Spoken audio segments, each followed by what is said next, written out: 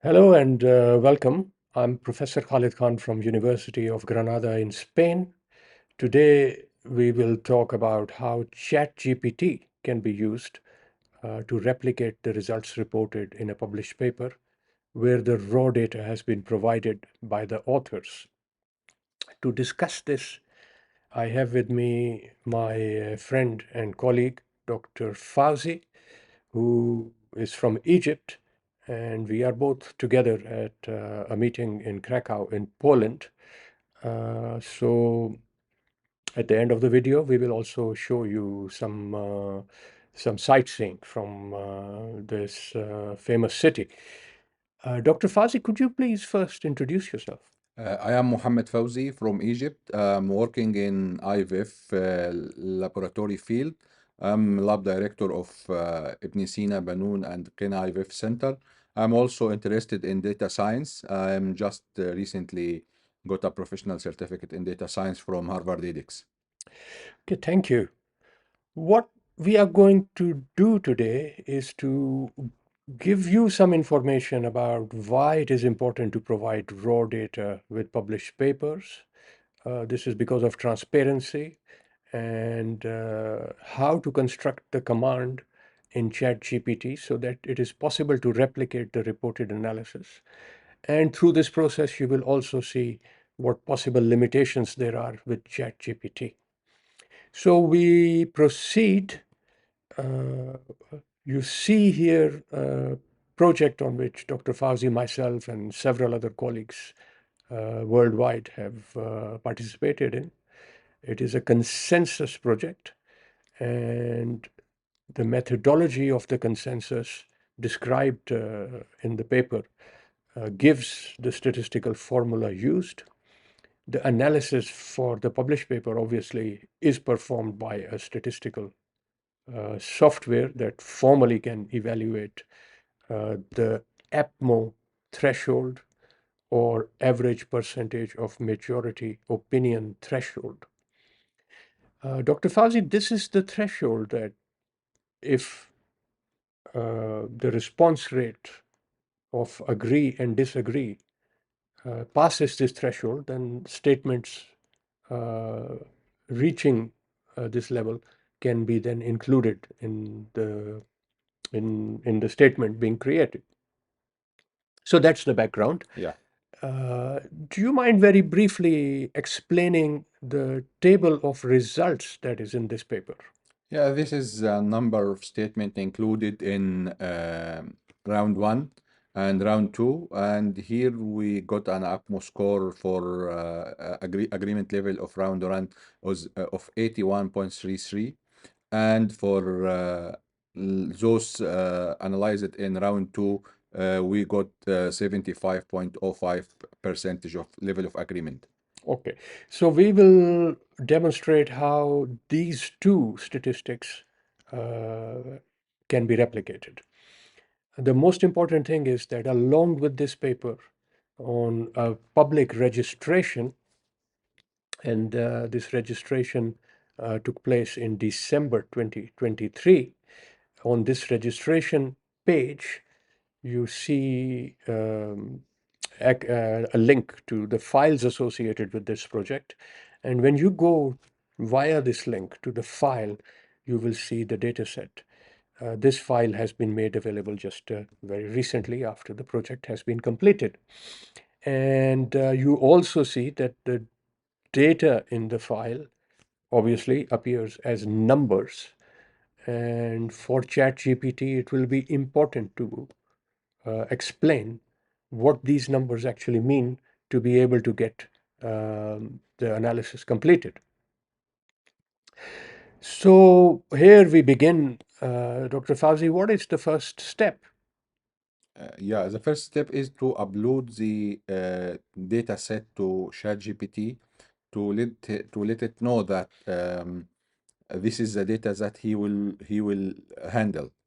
Okay, so this could be asking the ChatGPT to upload the data by providing the link, Yeah. or the data could first be downloaded as an Excel or other format, and then this could be uploaded to ChatGPT. Yes. All right. The next is to give very specific instructions. So in order to explain this element, we have taken the screenshots of the instructions given to ChatGPT, and you can see the step one already highlighted separately. Then the next one is to give the coding of the data, which you can see now. We have explained that one stands for strongly agree, two for agree, and so on. The next stage is to give clear instructions about the formula to be used in the analysis. So the formula, as replicated here from the method section, is that the majority agree plus the majority disagree is divided by the total number of responses, and then uh, it's multiplied by 100 to obtain a percentage. So exactly this is being now explained to ChatGPT by by giving these commands. Dr. Fawzi, do you mind just explaining briefly these commands? It's just we are trying to take the steps written not only in the manuscript primarily, but exactly as the data analyst will do. As you know, this paper analyzed by Python, so we need to inform ChatGPT that the exact steps that we have done. First is the percentage of respondents that we consider them agree or strongly agree, which is coded as one and two, and those with strongly disagree and disagree and code them six and seven. And for each statement, if either agree or disagree category individually represent more than 50%, then it be counted. So that it counts the number of responses in that majority category, and then make a summation of these majority responses across all statement, and then divide this sum by the total number of all respondent, excluding the missing value from all statement, and then multiply this by 100 to obtain the overall APMO level percentage. Okay, thank you. All right. There were other calculations also carried out in this particular script, but we will restrict ourselves to the explanation using simply the APMO percentage threshold calculation. Right. Then at there also exists the provision of presenting the analysis as a table, and subsequently also downloading the analysis output into an Excel sheet for your own record from ChatGPT. So I just remind you that this is the statistic which we wish to replicate through use of ChatGPT, um, applying it to the data set that exists on a public registration at the Open Science Forum. So please remember, we're looking to replicate the value 81.33 for the first round of the Delphi and 75.05 for the second round of the Delphi. So given the instructions that we showed you in the previous script, when we ran the analysis, the ChatGPT comes back to us with a question.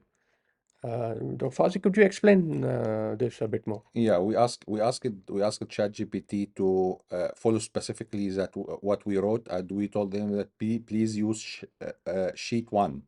He comes back that there is no sheet one and mentions the name, and we told them that please use round one raw data. Right. This meant that basically our initial instruction had a little bit of lack of clarity. So ChatGPT asks us to clarify it further. And then you can see that the analysis output from ChatGPT provides us 81.33, which is exactly the same number as that reported in the table. Now move on to the next stage, and we receive for the second round also the same correct result as that reported, 75.05%. Yeah. Okay. At this stage, would you like to comment further, Dr. Fawzy, about how people, if they wish to use ChatGPT, what precautions or concerns there might be in terms of limitations of this approach? Yeah, it's the people may know, all of them know that ChatGPT is liable for hallucination. So we need to be very specific in what we are instructing it to do, and also it will be good to be knowledgeable of how the analysis has been done for the papers that we are trying to replicate, because it's crucial. Even a different single word can change all the analytical results. All right. Thank you very much, Dr. Fawzi. With this, we will say bye to you. And just as we leave, we will give you a little view from our window of the tourist attraction, the castle in Krakow. Thank you. Bye bye.